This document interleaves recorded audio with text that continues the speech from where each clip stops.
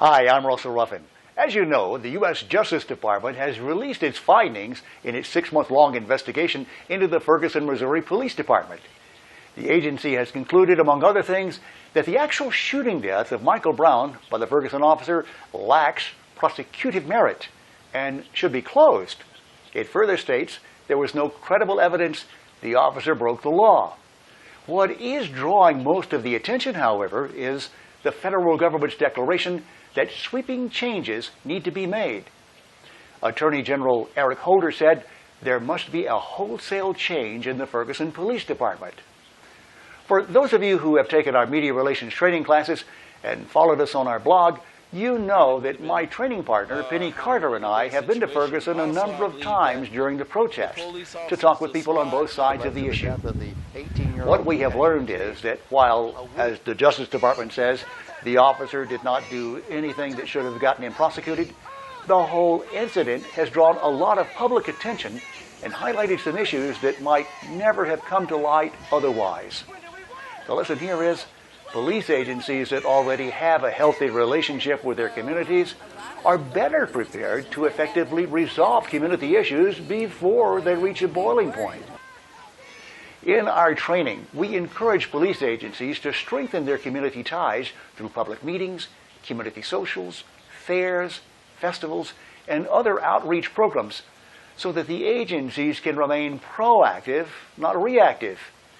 If you've read my books or followed my training, you know that one of the things that we advocate is to invite local community leaders and the media to participate in some of your police training exercises. The idea is to let the community know what your officers are up against as they are protecting the community. Here is an excellent example of getting your community interested in your training. In Phoenix, Arizona, there was a controversial officer-involved shooting death that drew public protests. But the Maricopa County Sheriff's Office was very proactive in its response. At 9, he is one of the most outspoken critics of police use of force here in the Valley. But he gets some on-the-job training about use of force tonight. Very interesting stuff. Reverend Jarrett Maupin led protests and marches after Phoenix police shot and killed an unarmed man. Well, tonight he gets a chance to experience the split-second decisions that police have to make when encountering a suspect. So I'm going to have you put the holster on right inside your belt loop there. Jarrett Maupin gets his weapon. You might recognize him as a high-profile organizer in the minority community.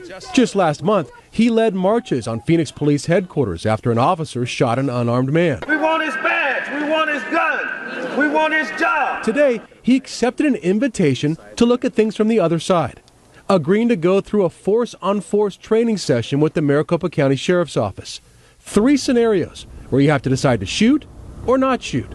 Scenario 1 is a call about a man casing cars in a parking lot. Maupin approaches the man and starts asking questions. What? Where you have your hand in your gun? You're looking for your vehicle. What kind of car do you drive? Where you have your hand in your gun? What kind of car do you drive? This is my car, man. Oh. Maupin, the officer, is shot. It happens that fast. At what time did you think that it was time for you to address the use of force that was given? When he came to the back of the vehicle, okay. and was hiding, you know, I could sense something was wrong. Scenario 2, a call of 2 men fighting. What's going on today, gentlemen? What's wrong with you? What's going on today, gentlemen? What do you want? What's happening here? What's wrong with Back you? up. Huh? What are you doing, man? Hey, he shouldn't approach me. He shouldn't approach me. He shouldn't approach me. He shouldn't approach me. What happened in there? Yeah. What are you doing? You just shot him? Hey, he rushed me. Tell me why you shot. Well, I've shot because he was within that zone. You know, I felt there was an imminent threat. I didn't necessarily see him armed, but he came clearly to do some harm to the officer, to my person. It's hard to make that call. It shakes you up. Again, an unarmed man was shot. Scenario 3, a call about a possible burglar walking down the street.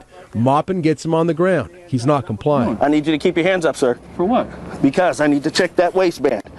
Well, why? What are you doing, Because I don't know what you have under there. Everybody, look at this guy. What are you doing? No shots fired, but the suspect did have a hidden knife in his waistband. I went through the scenarios too, without seeing what Maupin did. So, do you have keys, or do you have anything to show me that? Don't worry about it. No, I need to talk to you. Come on out over here. Well, I'm dead.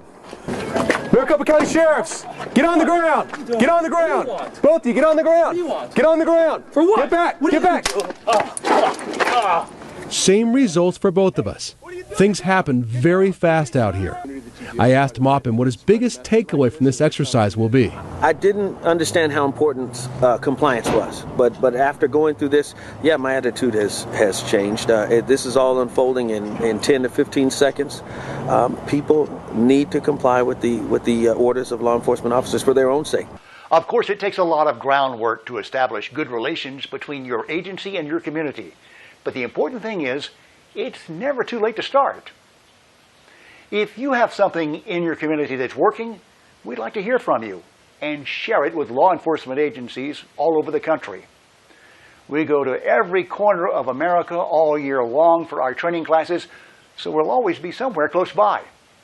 I'm Russell Ruffin. We'll see you further on down the road.